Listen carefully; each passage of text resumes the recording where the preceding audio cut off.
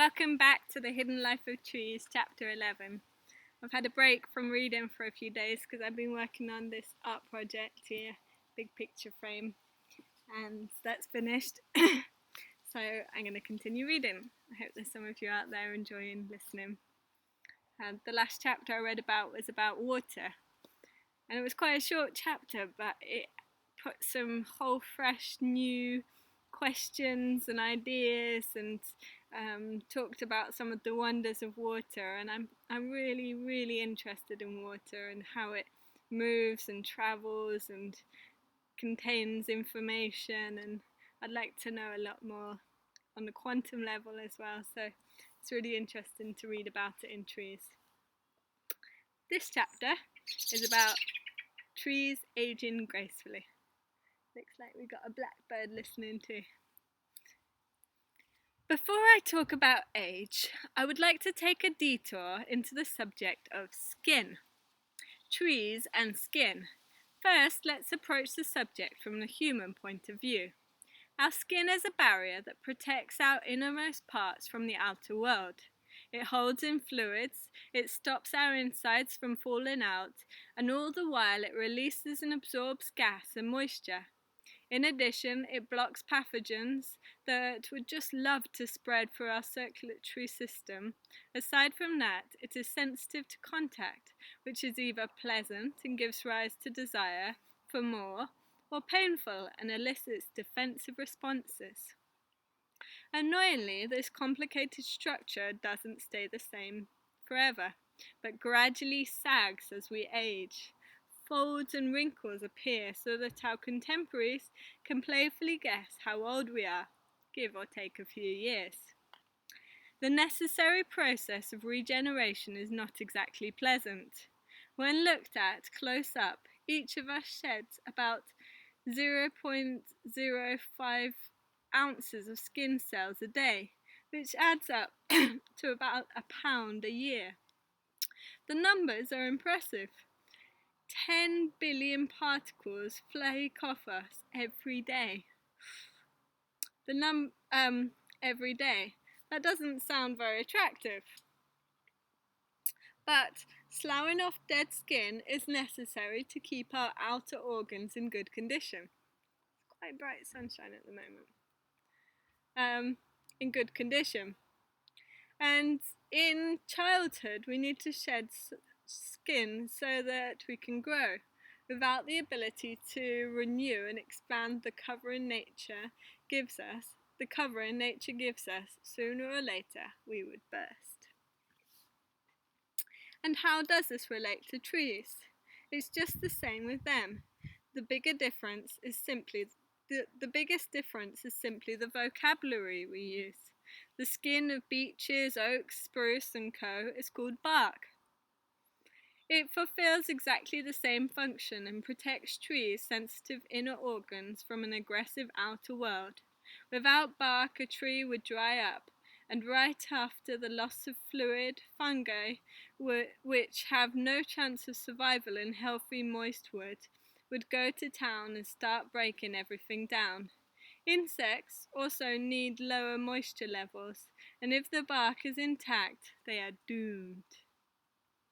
A tree contains almost as much liquid inside it as we do, and so it's unappealing to pests because they would quite simply suffocate. A break in its bark, then, is at least as uncomfortable for a tree as a wound in our skin is for us, and therefore the tree relies on mechanisms similar to the ones we use to stop this from happening.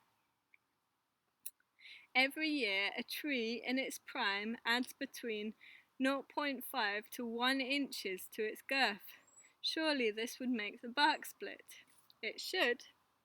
To make sure that doesn't happen, the giants constantly renew their skin while shedding enormous quantities of skin cells. In keeping with trees' size in comparison to ours, their flakes are correspondingly larger to measure up to. 8 inches across. If you take a look around on the ground under the trunks in windy, rainy weather, you will see the remains lying there. The red bark of pines is particularly easy to spot. But not every tree sheds the same way. There are species that shed constantly. Fastidious people would recommend an anti-dandruff shampoo for such cases. Then there are others that flake with restraint. You can see who's doing what when you look at the exterior of a tree. What you see is the outer layer of bark, which is dead and forms an impressive exterior shell. This outer layer of bark also happens to be a good way of telling different species apart.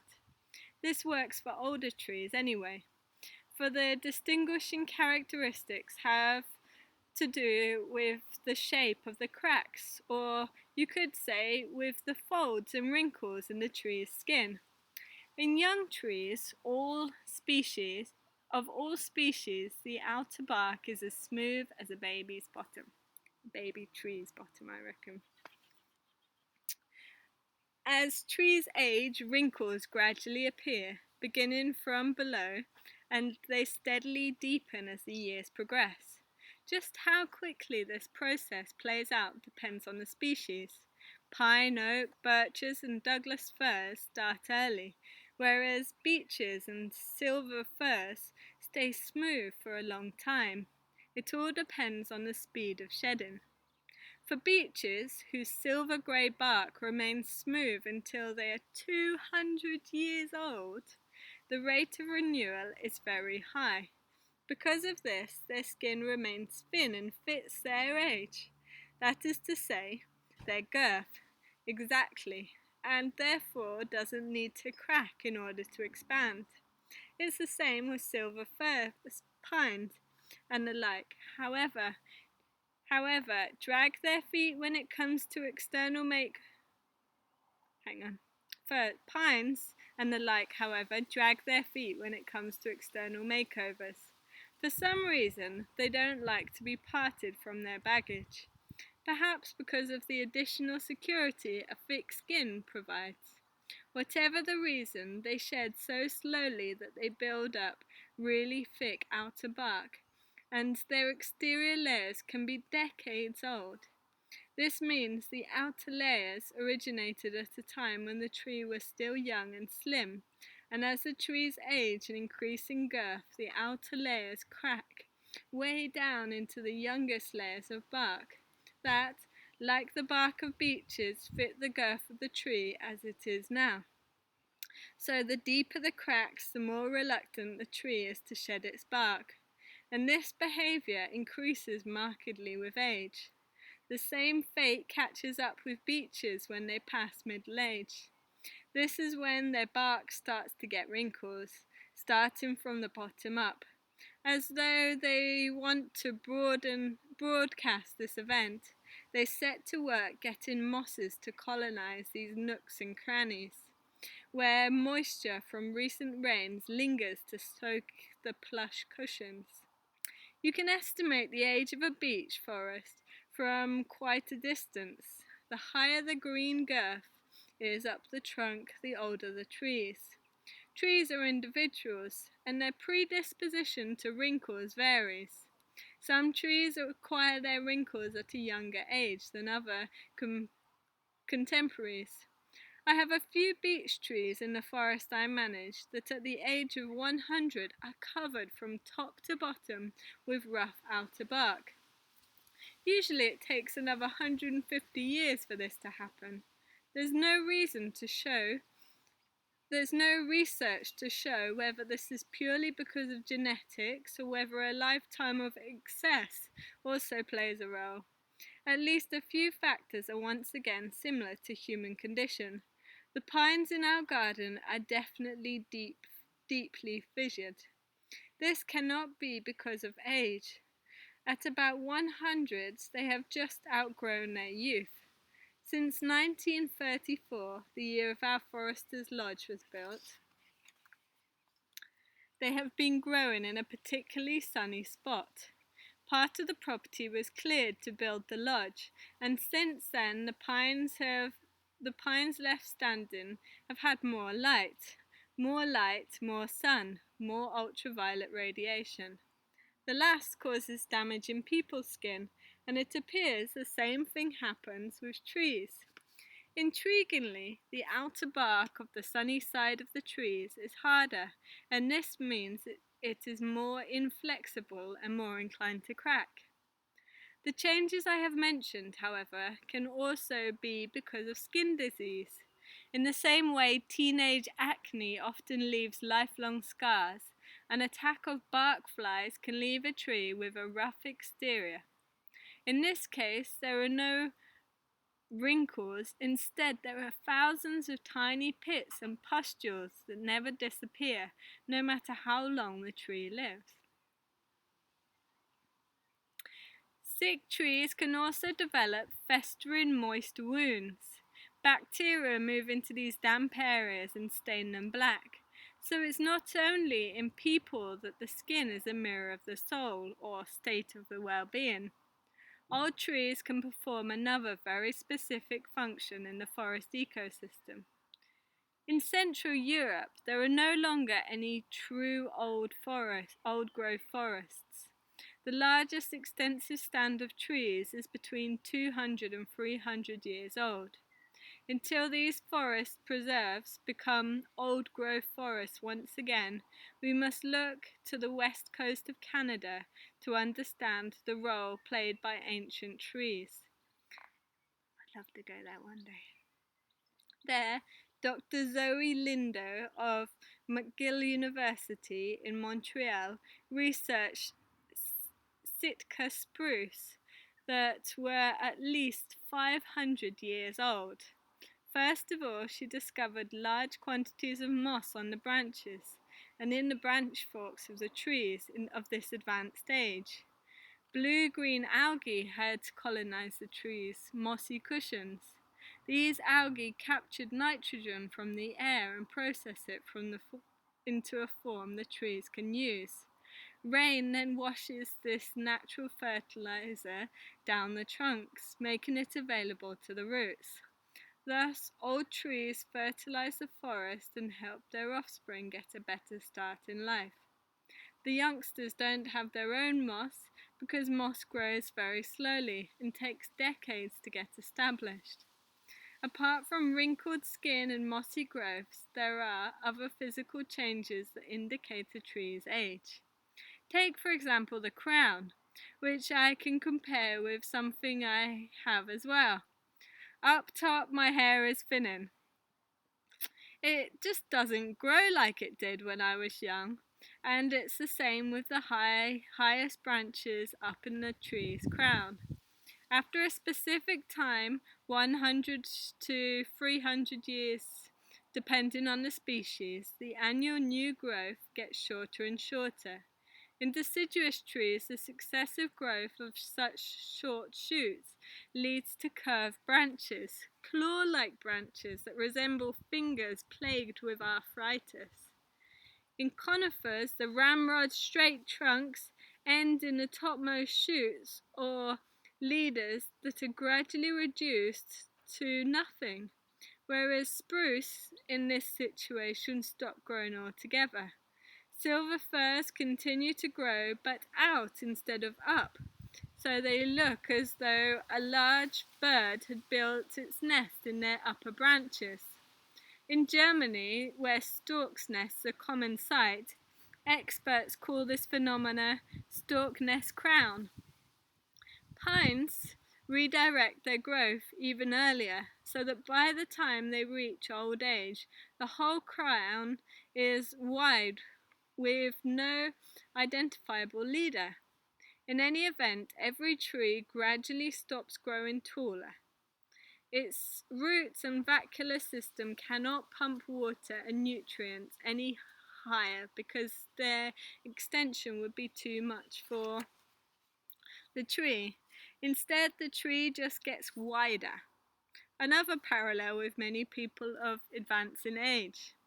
The tree is also not capable of maintaining this mature height for long because its energy levels diminish slowly over the years. At first, it can no longer manage to feed its topmost twigs, and these die off, and so just And so, just as an old person gradually loses body mass, an old tree does too. The next storm sweeps the dead twigs off the crown, and after this clean-up, the tree looks a little fresher for a while. The process is repeated each year, reducing the crown so gradually we barely notice. Once all the topmost twigs and small branches are lost, only the thicker lower branches remain. Eventually they die too, though they are not easily dislodged. Now the tree can no longer hide its advanced age or its infirmity. It's at this time, if not before, that the bark comes into play once again. Small moist wounds have become portals for fungi to enter. The fungi advertise their triumphant advance through the tree by displaying magnificent fruiting bodies that jut out from the trunk in the shape of semicircular saucers that grow larger with each passing year. It's interesting to know that that's old trees they do that in.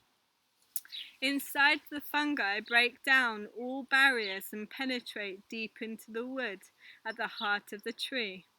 There, depending on the species, they consume stored sugar, compounds, or even worse, cellulose and lignin, thereby decomposing the tree's skeleton and reducing it to powder. Even though the tree has been bravely resisting this process for decades, on either side of the wounds, which continue to expand, the tree grows new wood, which it builds up into thick, stabilizing ridges. For a while, that helps to shore up the ruined structure against powerful winter storms. Then one day it's all over. The trunk snaps and the tree's life is at an end. Finally, you can almost hear the young trees in waiting sigh. In the years to come, they will quickly push their way up past the crumbling remains. But service in the forest doesn't end when life ends. The rotting cadaver continues to play an important role in the ecosystem for hundreds of years. But more on that later. Interesting. Made me think a bit about it is really important to have trees of different ages and like a wide variety of plants and trees of different ages. Biodiversity is so important because for there to be the different bacteria, fungi, creatures, everything that supports, that works together, it's important to have this variety. And can sometimes look at a tree and think, oh well, a tree does the same job for its whole life, but it doesn't. It does different jobs at different points in its life. It's really, really interesting. I'm not sure if he's going to mention it, but I've been told how hollow trees, which get hollowed out by fungi, how sometimes that can actually enable the tree to live a lot longer because the wind, when it blows through the tree rather than hitting the solid object of the trunk of the tree, and so it can actually lengthen the life of the tree. I'm not sure. I've been told that, and I'm interested to know more, and I'm also interested to know if he talks about that. Okay, hope you enjoyed. Take care. Bye for now.